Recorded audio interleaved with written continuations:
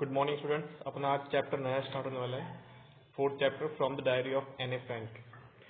Before you read देख लेते हैं ताकि एक बार मन में समझ में आ जाएगा कि कैसे क्या चल रहा है कहानी में। Anneliese Mary Anne Frank, 12th June 1929, February March 1945, was a German-born Jewish girl who wrote while in hiding with her family and four friends in Amsterdam during the German occupation of the Netherlands in World War II।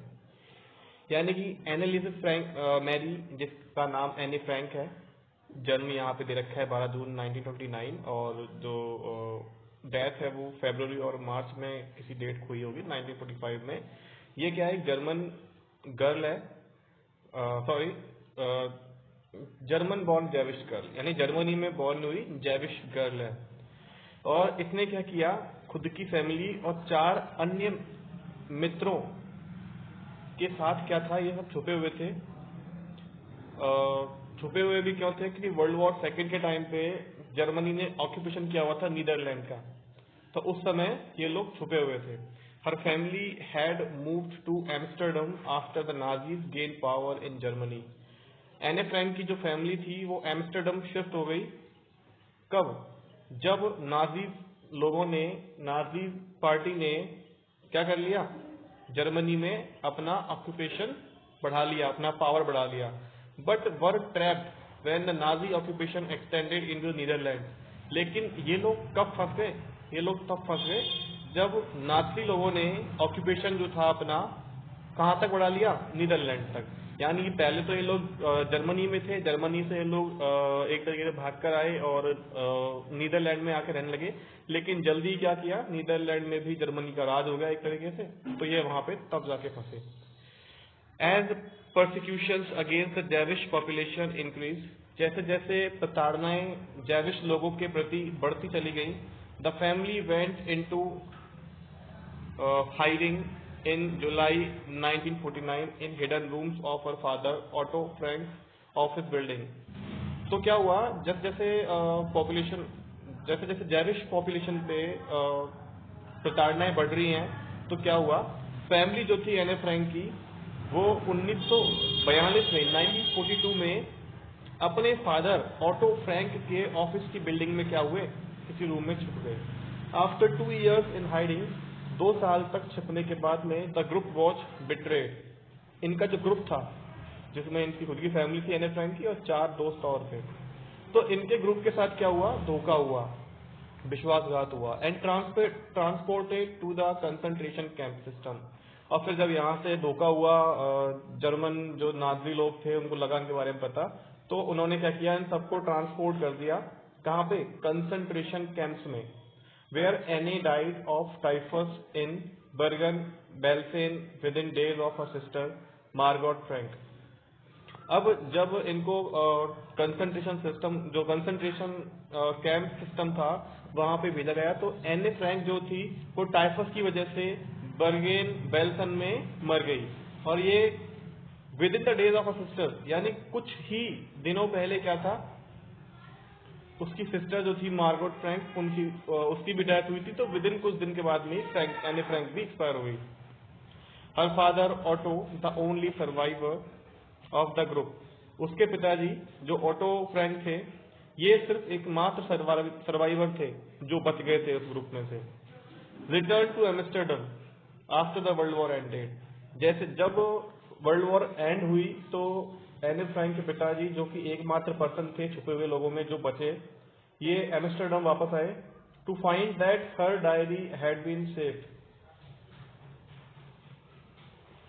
तो जब ये वापस आए तो इनको पता चला कि उनकी जो डायरी थी, उसकी जो डायरी थी एने फ्रैंक की, उसको बचा ली गई है, मतलब वो बची हुई है, सेफ है। मतलब convinced that it was a unique record, उसने ऑटो फ्रैंक ने क्या किया, फिर कन्विंस करना स्टार्ट किया कि भाई ये जो डायरी है ये यूनिक रिकॉर्ड है, अद्वितीय रिकॉर्ड है। He took action to have it published, उन्होंने अनेक एक्शंस लिए ताकि वो इसे पब्लिश करवा सके इन इंग्लिश में, under the name of the diary of young girl. और इस डायरी को एक टाइटल भी वो चाहते थे देना, और उस टाइटल का नाम था the diary of a young girl.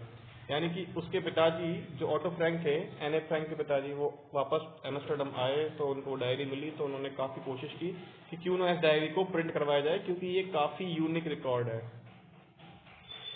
और उन्होंने इसका एक टाइटल भी सोच कर रखा था, diary of a young girl.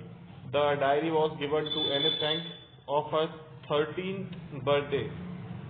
जो डायरी मिली है, वो डायरी एने फ्रैंक को उसके 13वें बर्थडे पे गिफ्ट की गई थी।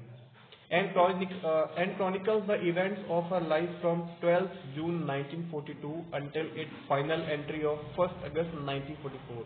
और इसमें जो इतिहास है, जो समयावधि है, काल है, उसकी जो इवेंट थी, घटनाएं थी, वो कब से स्टार्ट हुई इसमें लिखना, 12 जून 1942 से स्टार्ट हुई, और लास्ट एंट्री जो इसमें हुई है वो है 1 अगस्त 1944। यानी कि इस टाइम से इस टाइम के बीच में क्या है यहाँ पे लिखा गया है। It was eventually translated from its original Dutch into many languages. जो डायरी थी ये ओरिजिनली डच लैंग्वेज में थी, लेकिन बाद में इसे बहुत सी भाषाओं में परिवर्तित भी किया गया, ट्रांसलेट किया गया, and become one of the world most widely read book. और बाद में यही डायरी जो थी ये एक ऐसी बुक बन गई जो दुनिया में सबसे ज्यादा पढ़ी गई। There have also been several films, television and theatrical productions, and even an opera based on the diary। इस डायरी में जो लिखा हुआ था उसके आधार पे बहुत सारी फिल्म बनी, बहुत सारे टेलीविजन और थिएटर के भी प्रोडक्शन बने, और तो और एक ओपेरा भी इवेंट हुआ जो कि पूरा का पूरा इस डायरी पे बेस्ड था। Described as the work of a mature and insightful mind, the diary provides an intimate examination of daily life under Nazi occupation।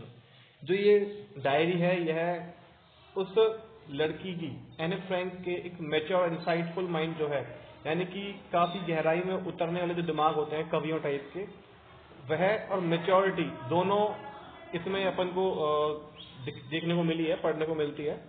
और इस डायरी में हमें ये भी लगता है पता कि नाजियों का जब ऑक्यूपेशन था, उनका शासन था, तो किस तरीके से जैविश लोगों की डेली लाइफ, डेली रूटीन हुआ करता था। एने Frank has become one of the most renowned and discussed of the Holocaust victim. एने फ्रैंक जो है सबसे ज्यादा प्रसिद्ध और डिस्कस की जाने वाली, जिसके बारे में बात की जाए, ऐसी एक क्या बन गई, होलोकॉस्ट विक्टिम।